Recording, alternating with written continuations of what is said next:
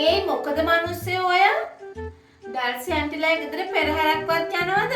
ඒබි බලන්නේ? නෑ මුකුත් නෑ. තමුසෙත් මහ ඕපදූප ගෑනියක්.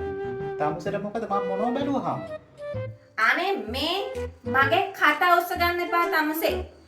ලංකාවේ හොයාගෙන තියෙනවනේ. ලංකාවේ වැඩිපුර ගෑනු ඕපදූප කතා කරනවා කියලා. හැබැයි ඉතින් ඒක දැන් වෙනස් වෙලා තියෙන්නේ. ලංකාවේ වැඩිපුරම පිරිමි තමයි ඕපදූප හොයන්නේ. තමුසේ කොහොමද ඒක දන්නේ? තමුසේ ගෙදර දේවල් වලට වඩා පිට ගෙවල් වල දේවල් හොයන නිසා තමයි මම ඕක ස්ථිර කරගත්තේ.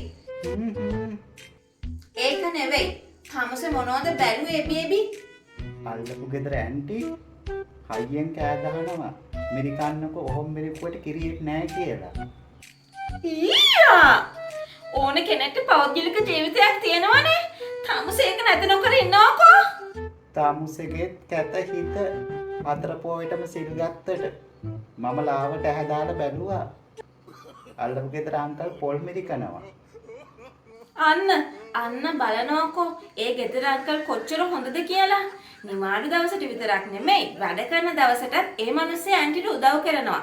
තාමුසේ තමයි මට ලූණු බිගක තරම්වත් උදව්වක් කරන්නේ නැත්තේ. අයියා මට යන්න. කොහෙද තමුසේ යන්නේ? මඩු වලිගයක් අරගෙන එන්න.